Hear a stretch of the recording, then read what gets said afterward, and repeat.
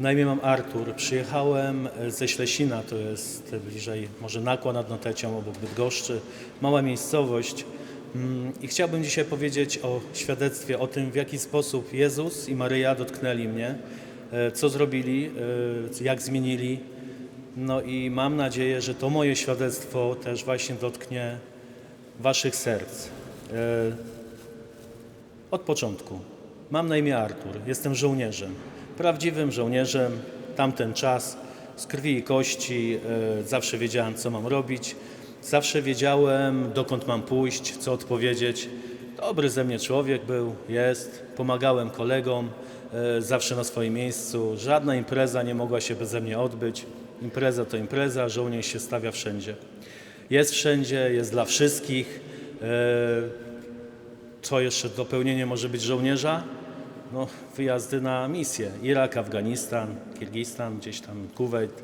To wszystko zwiedziłem, byłem. I wtedy przyświecała mi taka myśl. Bóg, honor, ojczyzna. Żołnierz, jak się patrzy. Dom ułożony, życie ułożone, kolegów dużo. I co dalej? Pewnego dnia spotkałem, to wtedy było moje pierwsze spotkanie z różańcem. Kiedy wylądowaliśmy w Iraku, spadło na nas 16 rakiet. Na całe szczęście ta jedna nie wybuchła, tylko wbiła się w ziemię, ona była ponad 2 metry miała, więc żyliśmy, wystraszyłem się. Ktoś mi powiedział, weź różaniec i go załóż. Wziąłem ten różaniec, założyłem go sobie na pagon i czy to był różaniec? No myślę, że nie. Myślę, że to było założone coś ze strachu i był to talizman, bo się wystraszyłem, bo spadło coś, mogłem zginąć, nie zginąłem. No i tak z tym talizmanem chodziłem sobie, nie odmawiając go w ogóle, zupełnie, bo i po co, bo nikt mi nie mówi, że tak trzeba. No i tak to wyglądało, ten mój początek, nadal lubiany, nadal fajny. Pewnego dnia mówię do mojej żony, mówię, Luiza, chodź, wyjeżdżamy do mojego kolegi, też żołnierza, na Mazury. Tam jest fajnie, poimprezujemy trochę, żołnierze, fajne klimaty, no i tak pojechaliśmy. Ale w międzyczasie ktoś kiedyś mi szepnął, że jest tam Święta Lipka. Mówi, wejdź tam kiedyś sobie do Świętej Lipki, tam jest bardzo ładnie. I to była krótka informacja. Żołnierz, czyli ja, zapamiętał, Święta Lipka, jest ładnie. No okej, no trzeba coś zwiedzić. Mówię, no wezmę żonę, pojedziemy. No nie będzie tak, że wiecznie o wojsku będziemy opowiadać, tak? No i poprosiłem tego mojego przyjaciela Daniela, zawieź nas tam, bo to bardzo blisko, koło Kętrzyna, tam byliśmy. Chciałbym zobaczyć to miejsce, tak po prostu zwiedzić. I tam się zaczęło. Kiedy pojechaliśmy w to miejsce, było bardzo ładnie, oglądaliśmy wszystko. Moja żona mówi z Danielem, że idą zapalić papierosa. Wiecie co, ja tu chwilę zatrzymam się. Nie wiedziałem, że wtedy to już nie ja powiedziałem. Zatrzymam się na chwilę. No i oni wyszli i tak sobie patrzyłem na to wszystko. No ładnie, fajnie, ale trzeba już wracać. I kiedy wychodziłem, no mniej więcej tak jak tutaj, z tyłu za mną ołtarz, organy, już byłem na wysokości. Organ, czyli wyjście, i tu się zaczyna. Głos odezwał się wielki, ogromny, wypełniający tą świątynię, mówiący takie słowa, nie wychodź stąd. Ja stanąłem i wszystko mi się wywróciło do góry nogami. Ale jak nie wychodź? Ale kto mówi? Pusty kościół, nie było nikogo. Nie było nawet zwiedzających, nie było kapłana, nie było nikogo. Mówię, czy ja już odbiło mi po misjach? Co się ze mną dzieje? Coś mnie zatrzymało, ten głos był potężny. Ale machnąłem rękę na ołtarz, obróciłem się z powrotem tyłem i wtedy ten głos wypełnił zupełnie cały Kościół. Pełnią tego głosu, ja nie potrafię tego określić, który powiedział jeszcze raz tylko to samo. Nie wychodź stąd. I wtedy się zaczęło. Padłem na ziemię. Nie miałem kontroli już nad ciałem, nad umysłem, nad moim życiem. Kompletnie w ogóle wszystko się rozsypało. Zacząłem płakać, zacząłem się zwijać, zaczęła się ze mnie ślina toczyć, zaczęło mi serce bić. Tu wewnątrz wyrywało się wszystko ze mnie i wylatywało. Ja nie wiedziałem, co się dzieje ze mną. Jak krzyczałem, nie mogłem krzyczeć, to było wszystko naraz. A w tym czasie ten głos, już teraz wiem, że to był głos Jezusa, ale wtedy nie wiedziałem. Spokojnie, pięknie mówi do mnie tak, a teraz posłuchaj. i mówił do mnie, co będę robił, jak będę robił. Jedną z ważniejszych rzeczy, które powiedział, to było tak: i przez cały rok będziesz chodził do kościoła i przyjmował komunię świętą. Ludzie, ja nawet nie wiedziałam do końca, co to jest. I w tym czasie moja żona z moim przyjacielem weszli, nie wiedząc, co się dzieje, chwycili mnie za ręce i wyciągnęli mnie stamtąd. Nie byłem w stanie wstać. Co się wydarzyło wtedy, nie tylko u mnie, ale później ten mój przyjaciel powiedział mi, że ta sytuacja, nie wie co to było, wprawiła go w coś takiego, że poszedł do spowiedzi, w której nie był 2 lata. Czyli coś też u niego się wydarzyło. Bóg od razu też zadziałał. No i tak mnie wyciągnęli z tego miejsca, pojechaliśmy do domu, powiedziałem wszystko żonie, żona mówi, no to tak rób. No to zacząłem chodzić do kościoła. Fajna cecha żołnierza. Ma zadanie, trzeba wykonać. No ale z czym się zmierzyłem? I teraz to za chwilę wrócę do tego. I w tym czasie nagle zacząłem odczuwać ochotę zostawienia tego wojska, zrzucenia tej pracy. W ogóle nie chciałem już tego. Podchodzę do żony i mówię, Luiza, ja już nie mogę tam pracować, nie mam pojęcia dlaczego. Nie wiem dlaczego tak się dzieje. Pozwól mi odejść z tej pracy. A ona mówi, nie pozwalam ci. Okej. Za jakiś czas znowu wróciłem, bo to było silniejsze ode mnie. Mówię, Luiza, ja nie daję rady, nie potrafię cię go racjonalnie wytłumaczyć, ale muszę z tego odejść. Żona mówi, nie wolno tobie, ponieważ mamy dziecko, musisz zarabiać, musimy opłacić dom, wszystko, nie da rady. Więc ja po prostu poprosiłem, jak będzie kiedyś gotowa, niech mi powie, że możesz, że mogę odejść, ja będę czekał. I uwaga, 3 miesiące później dzwoni telefon, kiedy byłem w pracy. Patrzę, wyświetla się żona i odbieram telefon, a ona z krzykiem mówi tak, natychmiast rzuć pracę. No to ja zupełnie zgłupiałem. Mówię, o co tu chodzi? Dlaczego ja mam rzucić pracę? Nie mogę ci powiedzieć. Więc ja w ten sam dzień zostawiłem papiery, wszystko w kadrach i wyszedłem z wojska. Zrzuciłem pracę po prostu w 1 sekundę. Kiedy wróciłem do domu, okazało się, że tym razem Pan Bóg dotknął mojej żony, ale w jaki przedziwny sposób. Opowiada mi ona tak, że jedzie sobie samochodem i nagle widzi film, widzi jakby coś, co widziała kiedyś film, taką scenę z filmu i ona jej się jakby w czasie jazdy przewraca przez oczy. Jest to scena, w której, to jest film Zielona Mila, w której Tom Hanks, on był tam naczelnikiem więzienia, mówi do żony takie słowa. Słuchaj, jak kiedyś spotkam się z Bogiem, to po prostu boję się o to, że nie wiem, jak mu wytłumaczę, że zabiłem cud Boży. W tym filmie chodzi o to, że zabili człowieka, który był niewinny, a on nic nie mógł z tym zrobić. Że właśnie zabiłem cud Boży. I moja żona zrozumiała, że nie może też stanąć mi na drodze w tego, co się dzieje, a działo się dużo, dlatego że chodziłem cały czas do tego kościoła. I wtedy postanowiłem pojechać jeszcze raz do Świętej Lipki, podziękować za wszystko. Dlaczego? Dlatego, że chodząc do kościoła, niby nic, ale przez ten rok zostałem wręcz zmuszony do tego, żeby poznać siebie, zmuszony do tego, żeby chodzić do spowiedzi i poznać siebie, że ja nie jestem taki fajny, ułożony, że wszyscy mnie lubią, to tak nie jest. Dlatego, że brakowało mi cierpliwości, miłości, zrozumienia, spojrzenia drugiego człowieka zupełnie z innej perspektywy. Ja byłem krótki, żołnierski i ograniczony. Tylko duchem tego świata, który mnie wciągnął w pracę, w żołnierskość i w ogóle wszystko. Duch świata po prostu omamił mnie, a ja dopiero przez ten rok poznałem miłość, łagodność, pokorę, słowo przepraszam, bycie mężem, ojcem, mam syna też. I jak to wszystko postanowiłem pojechać, podziękować.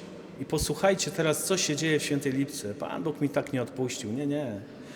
Kiedy pojechałem do tej Świętej Lipki, tak sobie w tej ławce mojej usiadłem, dziękując za wszystko, myśląc, że już fajny jestem, że wszystko jest dobrze, nagle, to zabrzmi dziwnie, ale wtedy ja uciekłem z kościoła, usłyszałem ale damski, kobiecy głos, który powiedział jedno zdanie: przywieziesz mi tutaj 100 osób. A ja z rozpędu na głos przy ludziach odpowiedziałem: jak jest to, ja mam tylko 7 w samochodzie miejsc. Wystraszyłem się i uciekłem stamtąd. Nie wiedziałem kompletnie, zupełnie, co się dzieje. Uciekłem stamtąd i nie dałem rady już, bo to było dla mnie za dużo. Rozumiem, słyszałem ten męski głos, Jezus Chrystus działa w moim życiu, ale damski, skąd, co, jak, nic nie wiedziałem. No i wróciłem do domu, ale co, zostałem bez pracy, bez niczego, kompletnie. I mówię, co tu robić? Krzątałem się, zakładałem jakąś firmę, coś robiłem, zacząłem zarabiać, nawet całkiem fajne pieniądze, jakaś firma oświetleniowa. Cały czas był ten niedosyt, nie, to nie jest to. Wiem, pewnego dnia zwykła, prosta rzecz. Uklęknąłem, mam w domu, Jezu, ufam Tobie, obraz. I zwyczajnie jak facet powiedziałem, Panie Jezu, daj mi robotę, bo jej nie mam pieniędzy, nie mam co robić, chcę pracować dla Ciebie, chcę zarabiać pieniądze, no weź Ty coś wymyśl. I wstałem i nic więcej nie zrobiłem. Żadnych długich modlitw, po prostu z serca mi to wypłynęło. W półtorej miesiąca zdarzyły się 3 sytuacje. Uwaga, pierwsza. Jestem w kościele, no bo już do niego chodziłem. W pewnym momencie ksiądz nasz, proboszcz, podchodzi do mnie, nie znałem go jeszcze tak dobrze, bo dopiero zacząłem to wszystko. I mówi do mnie tak, proszę Pana, mam do Pana ogromną prośbę, ona będzie wyjątkowa. Ja mówię, słucham, czy rozda Pan ze mną dzisiaj komunię? No to słuchajcie, ścięło mnie. Jak ja komunię? Proszę księdza. Czy Pan ze mną rozda? Ja mówię, tak, ale ja nic nie rozumiem. Pobłogosławił mnie na ołtarzu, rozdawałem tą komunię, nie wiedząc, czy ja mogę, nie mogę. Okazało się, że nasz ksiądz jest bardzo chory na raka, umierał. On tego nikomu nie mówił, ale nie był w stanie już podnosić tej hostii, rozdawać, bo dużo ludzi było. I wtedy pomagałem samemu Jezusowi i zrozumiałem. W krótkim czasie zostałem szefarzem. Druga sytuacja. Pewnego dnia ktoś poprosił mnie, żeby do Górki Klasztornej zawieźć kogoś na modlitwę. Tam zawiozłem chłopaka.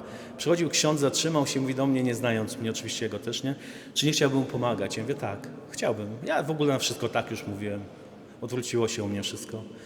On mówi, dobrze, był to ksiądz egzorcysta, ksiądz Paweł. Do dzisiaj się znamy, jesteśmy przyjaciółmi, jak trzeba, pomagam mu. Jak prosi, jadę. Jak nie, jak o coś proszę, też mi pomaga w życiu. Tak się zaczęło, no ale nie miałem jeszcze kasy. No, czekałem. Pewnego dnia moja żona mówi, że jest taka zorganizowana wycieczka i czy pojedziemy na nią? Mówię, pewnie. Podczas tej wycieczki, kiedy siedziałem sobie dosłownie na schodach, podchodzi do mnie jakiś facet, łysy, tak jak ja, mówi, będziesz dla mnie pracował. Ja mówię, Panie kochany, no dobra. Ja nie żartuję, ja też nie. I poszedł. Co się okazało? Tą wycieczkę prowadził właściciel biura podróży. On później mi powiedział, po roku, jak już się zaprzyjaźniliśmy, Artur, zatrzymało mnie coś. Czyli Bóg działał nie tylko tutaj do mnie, ale przez ludzi, przez inne osoby. Zatrzymało coś, to było mi głupie, ale ja Ciebie nie znałem i to powiedziałem, wypłynęło to ze mnie. On też później do Pana Boga bardzo się zbliżył. Czyli jakby to wszystko działa wokół mnie, wokół nas i to dalej, i dalej, i dalej sobie idzie. I pewnego dnia nie zrozumiałem, że ten właśnie człowiek, który dał mi pracę, będzie dalszym dziełem do Pana Boga. Kiedy już jeździłem dużo na te wycieczki, pytał się, czy znam Mazury. Ja mówię, tak. Czy znam Świętą Lipkę? Tak, bo przyszło mi dzisiaj do głowy, przez przypadek, że dopisałem, mówi, tam jest podobno ładnie. Czy kogoś znasz? Mówię, tak, znam księdza Marka. Czy on oprowadzi nam wycieczkę? Mówię, oczywiście, że tak. Zadzwoniłem, już kiedy podjeżdżaliśmy.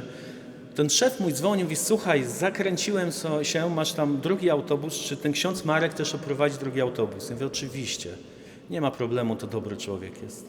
I tak coś się wydarzyło. Kiedy ksiądz Marek oprowadzał te osoby, to było 2 lata później. 2 lata. Jak już tam byłem w Świętej Lipce wcześniej, 2 lata minęły. Kiedy oprowadzał, nagle usiadłem sobie w tej ławce i nagle ten damski głos, 2 lata wcześniej, mówi, a widzisz, przywiozłeś mi 100 osób. I ja zrozumiałem, że mam 2 autobusy dzieci, to były szkolne wycieczki, w nas jest setka ludzi. Mi się zrobiło ciepło, gorąco, wciarki mnie przeszły, ale postanowiłem być odważny, zapytać się, kto do mnie mówi. Ja mówię, no zapytam się, bo wcześniej nie pytałem o ten głos Jezusa, bo wiedziałem, ale tutaj wolałem zapytać się. I zanim się zapytałem, ten damski głos przemówił jeszcze raz. Więcej go nie słyszałem, ale te słowa też mi tak, te wszystkie zapadły w sercu. A pamiętasz, jak byłeś u mnie tydzień temu? I ja mówię, jakie tydzień temu? W ogóle to było wariactwo, bo ja sobie stałem do siebie, gadałem w ławce. I myślę sobie, faktycznie, tydzień wcześniej byłem na wycieczce na Jasnej Górze, gdzie nie mieliśmy przewodnika.